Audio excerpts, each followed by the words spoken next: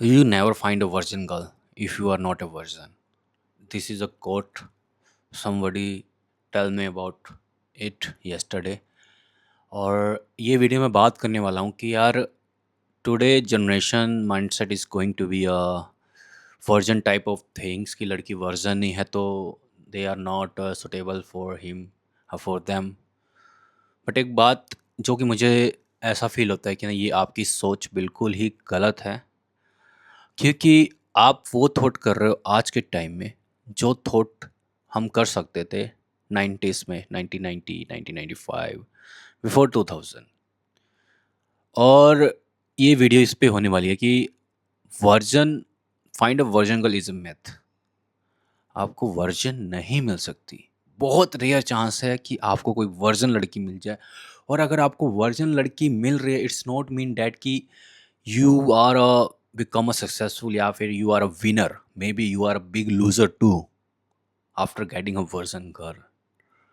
Because virginity is not about your relation will be gonna to be a good, yeah, perfect, yeah, you have to choose perfect partner for yourself, but it is not linked with the virginity. Virgin, I think it is a plus point. You get a girl, she's a not a virgin, but it's very rare. And when you think कि आप virgin कर ले लिए, virgin girl आपको मिल गई by luck या by chance, then आपको ज़िंदगी में जो लड़की आपको कदर देने वाली है, इमोशंस देने वाली है, या फिर आपको वो एक काइंड ऑफ थिंग की प्यार देने वाली है, वो ट्रू होगा। It's not gonna to be a true thing. मैं आपको अपने एक्सपीरियंस के हिसाब से बताऊंगा। देखो, वर्जिनिटी तभी आपको मिल सकती है अगर आप अपने दिल पे हाथ रख के सोचो कि हाँ, आप एक वर्जन हो। मैं ये मानता हूँ, अगर आज की डेट में आपके सामने कोई लड़की आ गई सुंदर और वो उसने कपड़े उतार दिए आपके सामने अकेले रूम में, तो आई डोंट थिंक कि आप उसको छोड़ने वाले हो। भाई रियलिटी है जो है, मैं सामने बता रहा हूँ। जो आज की जनरेशन है, जो सुबह सुबह उठ के सिंप की तरह गुड मॉर्निंग गुड नाइट वाले मैसेजेस करती है सिंप बन के, उस आप वो काइंड ऑफ जनरेशन के ऊपर मैं सोच थोड़ा सकता हूँ कि वो एक वर्जन लड़की को गेट अप करने के लिए, प्राप्त करने के लिए वो सेक्रीफाइस कर सकता है अपने आप को वर्जन रख के। No, I can't believe on it because it is all bullshit. कोई भी, मैं रेयर ऐसे लड़के को जान सकता हूँ जो कि वर्जन हो। 99% girls and boys are non non virgin man. ये फैक्ट है आज की डेट का। पुराने टाइम में इसलिए वर्जिन लड़की मिल जाती थी क्योंकि उनकी शादी जल्दी हो जाती थी। हमारे तो यहाँ पर 18 साल होते होते लड़कियों की शादी कर दी जाती थी। Then it is the chance you get a virgin girl, या 50-50%। और उस टाइम पे 50-50% होता था भाई, वर्जिनिटी गर्ल्स प्राप्त करने के लिए या फिर वर्जिन मैन मिलने के लिए। बट आज की जो सदी है भाई, यहाँ पर 25 के बाद लोग अपना फ्यूचर या फिर अपना ये सब लाइफ का डिसीजन लेते हैं कि यार हमको शादी करनी है या फिर वट एवर करनी है। और आपको लगता है कि इतनी एज तक या लड़का हो या लड़की हो, वो कभी भी उनको मौका ना मिला हो ये सब करने के लिए, वर्जिनिटी को लूज़ करने के लिए। ऊपर से आपका इन्वायरमेंट या फिर आज का कल्चर वेस्टर्न का डोमिनेंस है। ऐसी मूवीज़ ऑलरेडी बहुत प्रमोटेड होती है जहाँ पर सेक्स हो गया या फिर ये फ्रेंडशिप हो गया या फ्रेंड विद बेनिफिट वाला system, it is a common, it is a part of the culture. You have to date. ये डेटिंग लाइफ चल रही है आज की डेट में। पुराने टाइम में कहाँ डेटिंग होता था? पुराने टाइम में कहाँ इतनी मूवीज़ होती थी? अब लोगों के पास टीवी नहीं होते थे, ना इंटरनेट था, ना फ़ोन था। मैं फैक्ट की बात कर रहा हूँ भाई। आज आप रील खोल लो, आपको ऐसे-ऐसे आपको मतलब साइकोलॉजिकल माइंड चेंज करने वाले वीडियोस या रील मिल जाएँगे, जो कि आपको ज़िंदगी में मजबूर कर देंगे आपकी वर्जिनिटी को लूज़ करने के लिए, क्योंकि आपको ऐसा फ़ील होगा कि या अगर ये सब लोग कर रहे हैं तो मैं क्यों नहीं कर सकता? फैक्ट ये है दोस्त। तो फैक्ट में जियो, आज में जियो।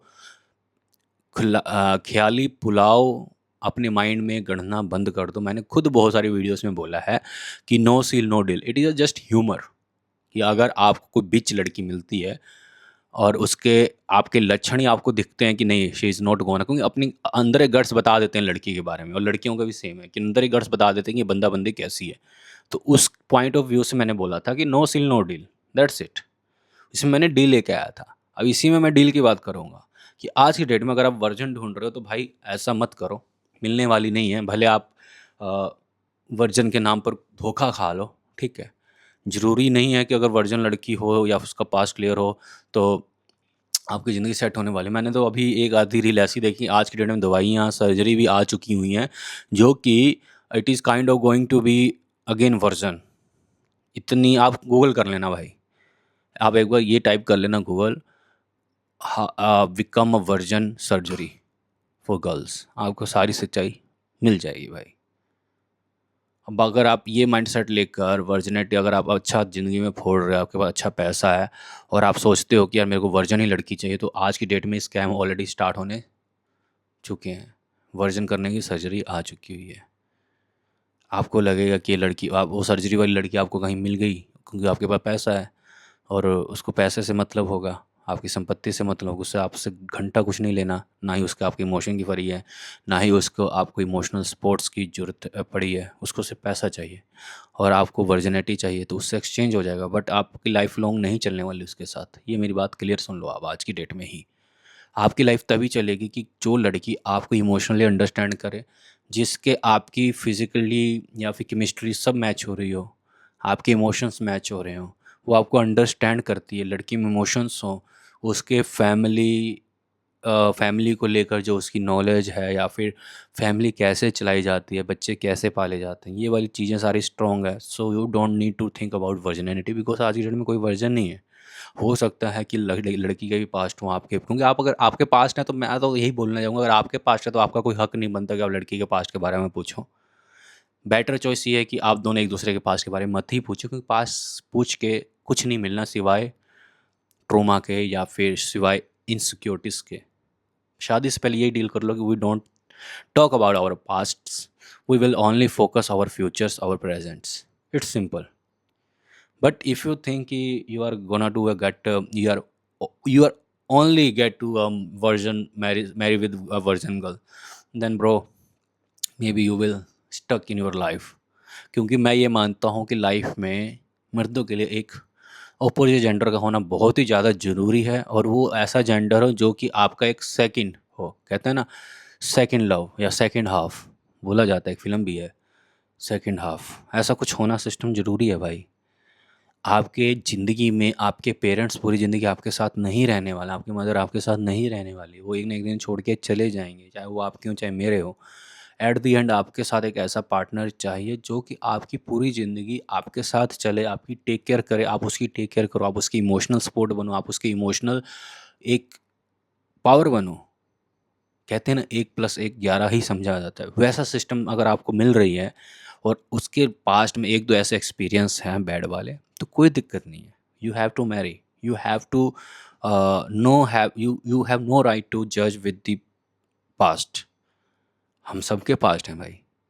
और मैं ये नहीं कहता कि किसी भी पास्ट वाली लड़की के अगर बुरे हैं तो उसी को उठा लेना है।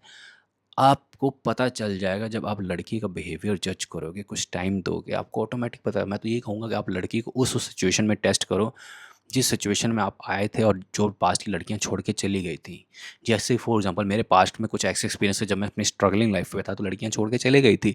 आज की डेट में जो भी मैं लड़कियों से डेट करता हूँ या फिर जो मेरी फ्रेंड्स हैं या फिर जो मेरे क्लोज आने की कोशिश करती है, मैं ये सेम थिंग एप्लीकेबल कर देता हूँ। मैं अपने आप को हमेशा ओपन ही रखता लड़कियों के बारे में, लड़कियों के सामने मैं हमेशा क्लोज रहता हूँ। लड़कियाँ जानना चाहती हैं कि मैं क्या हूँ, और अगर वो जानना चाहती हैं तो मैं अपने अकॉर्डिंग माइंडसेट चेंज कर सकता हूँ। मैं उस सिचुएशन को दोबारा क्रिएट कर सकता हूँ जिस सिचुएशन में पुरानी लड़कियाँ मुझे छोड़ के गई थी।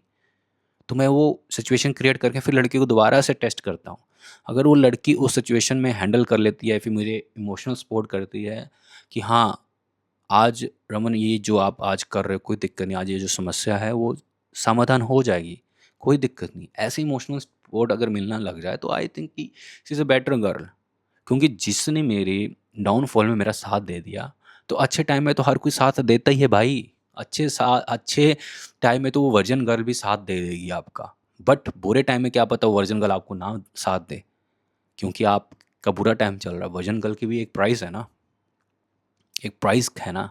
अब आप प्राइस देकर वर्जन कर लेके आओगे और उसका कोई भी इमोशनल सपोर्ट आपके बुरे टाइम में नहीं होने वाला, या फिर उसके फैमिली एथिक्स सही नहीं है, तो भाई क्या करोगे वर्जन कर लेके आके? ज़िंदगी तो फिर भी झंडी रहेगी ना।